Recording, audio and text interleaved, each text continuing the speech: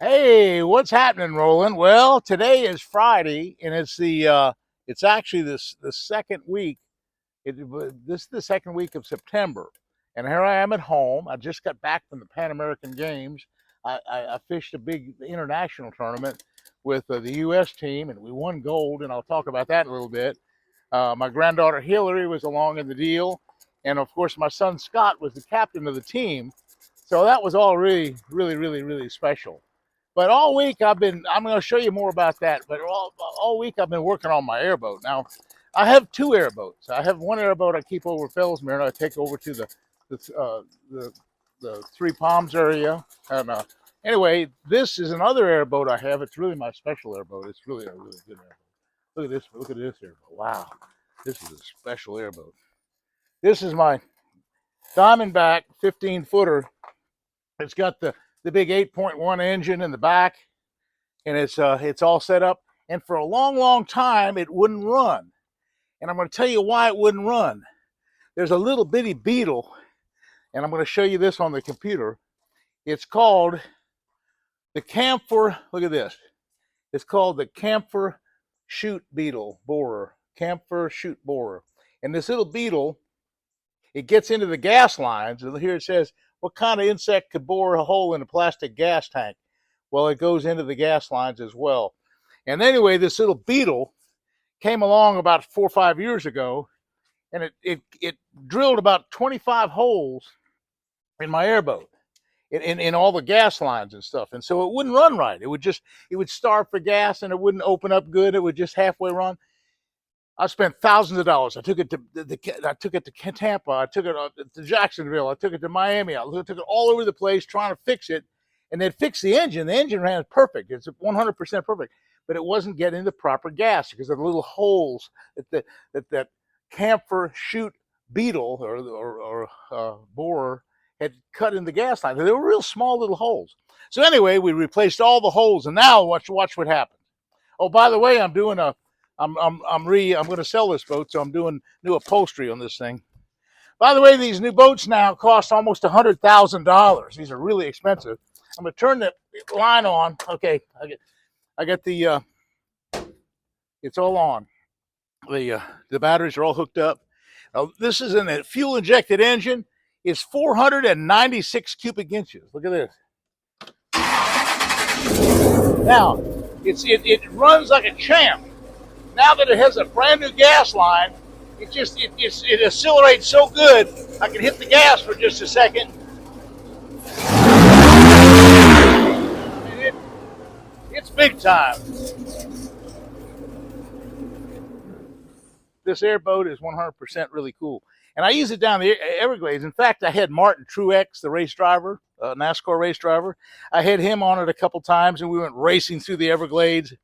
And he would drive it like a NASCAR, making spins and turns all around the Everglades. And we caught a whole bunch of bass. And since then, I've taken it all over the place. It's a big deep water boat. It's 15 foot long. Now I'm doing the upholstery, but it's in good shape. It only has 260 hours on it, which is really amazing. And what that means is that these engines last from 1,200 to 1,500 hours before any kind of major overhaul. And so I'm there already. It's really a cool deal. I'm going to sell this boat like it is, and I'll probably sell it for close to $40,000. That's what it's worth. I mean, it's probably worth $50,000 for that matter, but it's really a good boat. And that's going to be part of my deal because I bought another airboat over there. I keep it Fellsmere, so a little bit smaller airboat, but this one here is good for big water. Okay, so that's that. Now let's get over to my other boat because here's I want to talk about really kind of special, and that is this last week I was again in Hot Springs, Arkansas, fishing the Pan American Games International Tournament against about 10 different nations, and guess what? U.S. won gold. Yes, we did. Look at this. Look at these gold medals. I got a gold medal here. That's one thing. And that was a really cool deal. A nice gold medal there. Another nice medal for, let's see what this was. This is the Challenge Cup. Hot Springs, okay. Now, also, again, with how that worked for the Challenge Cup, is South Africa wasn't a member of the Pan American team, but they had a challenge with us, and they brought 8 team members from South Africa. We beat them by a little bit, but anyway, that was what the Challenge Cup was. Anyway, how did we catch those fish? Well, that was really interesting. My son Scott, he works with Garmin, and I work with Lowrance, and so mine is Active Target, and he has the other system with Garmin. But anyway, this Active Target is really good. Now, what Scott did, I'll just explain what this transducer does. This is a forward-facing sonar transducer, and there's a couple different positions you can put it in, and I have a little tool to loosen it up. And if you adjust this properly on forward-facing, what Scott does and what we did was we could get out there at about 100 feet and see the fish breaking on these bars, in these shallow 15, 20-foot deep bars out in the middle of Lake Hamilton. We'd see the fish kind of break for a second, and we'd take this forward-facing sonar and scan. You could see the surface of the water. You could also see these schools of fish down 5 or 10 or 15 feet. You could see the brush piles as well. Often the schools of fish were around the brush piles. Maybe not in the brush pile, but around the brush pile. So what we do is our first step was taking a topwater plug. This is so cool. And let me just show you the type of topwater plug we do. Now, Scott was up front, and he caught most of the fish on topwater because he had a better cast. We were taking things like this Zero Spook, this Zero Spook Junior. The clear one was even better. I left it in Scott's boat, so I don't have it. But this is the size right here.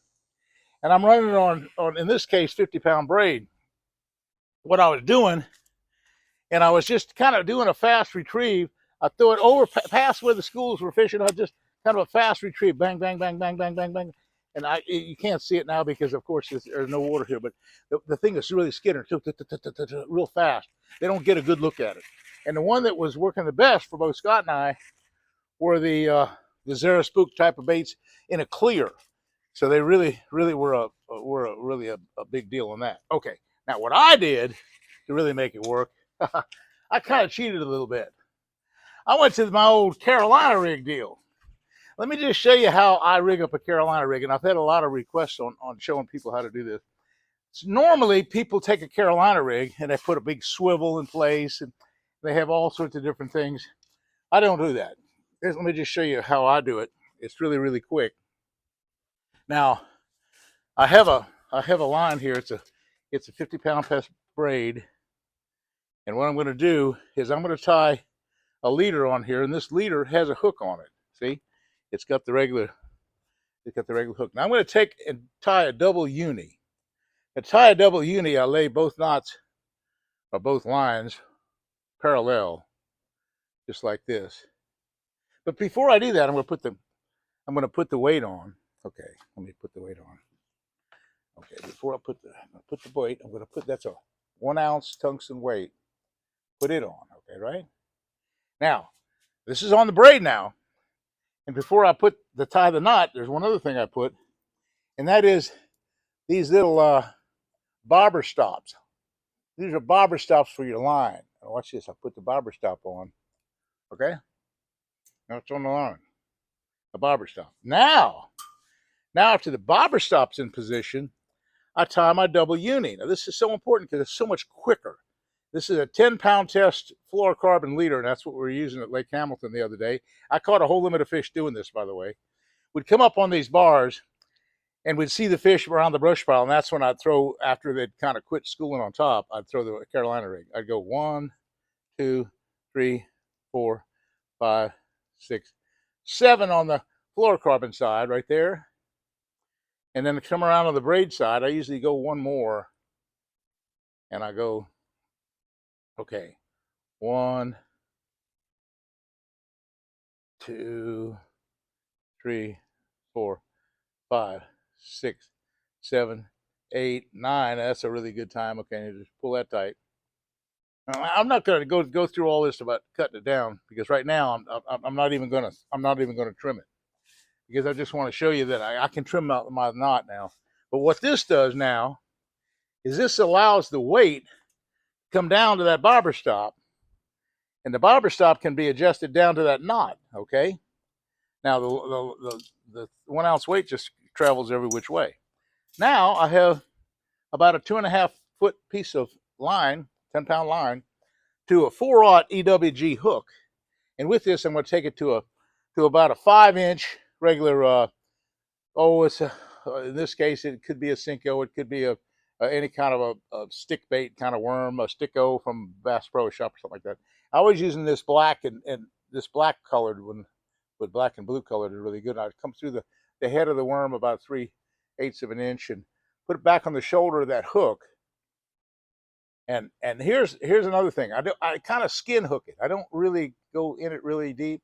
I have that hook almost exposed, so it's a real easy, really hook set. I don't have to put a lot of pressure on it. Now, that's the other thing. When you catch a fish on this rig, what you do is you drag it. Now, here's how I was catching all my fish at the Pan Am Games. I take the worm, I throw it out past the brush pile or past the little drop off, and I drag the worm. Drag it. Okay, just like this. Just drag it easy. Just drag it. Just don't lift it on the bottom. Just drag it slow and easy. Just drag it slow and easy. And what happens when they'd hit it, it would just start pulling down. And when you do, just reel into them. You don't have to set the hook. Just reel into him. If he misses it, stop. He'll hit it again. But anyway, that's how I caught a limited fish. Well, anyway, that's what we did. We fished the Pan Am Games. And by the way, I'm getting my little aluminum boat. I'm getting ready to go down to A1. That's a big retention area below Lake Okeechobee. I'll be down there for the next couple of days, kind of doing some fishing. It's supposed to be cloudy and rainy. That's a perfect topwater day. I love fishing topwater down at A1. That's a lot of fun, but it's only open on the weekends, and it's a pretty big deal. But a lot of 3 and 4 and 5 pound bass. Anyway, that's kind of what's happening in my world. Just got back from Hot Springs, and by the way, my granddaughter Hilary won silver medal in the individual standings. She hit 24 pounds 3 ounces. Larry Nixon and his team actually won the gold individual with 2 ounces more. They had 2 ounces more fish. Anyway, hey, that's what's happening in my world. Hey, if you're interested still in the September special, I do my guide work over at Fellsmere, and I'm running a special for $1,200 now. It's a little bit cheaper than my normal rate. It's going to be good through the end of the month. I'm doing a lot of guide work right now. Things are really looking up. I can hardly wait to get back over there. I got a bunch of work to do. Hey, thanks for watching. Hit that subscribe button. O'Reilly's goes crazy. Of course, Bass Pro Shop. That's all really great. So folks, we'll see you again soon. And thanks for watching.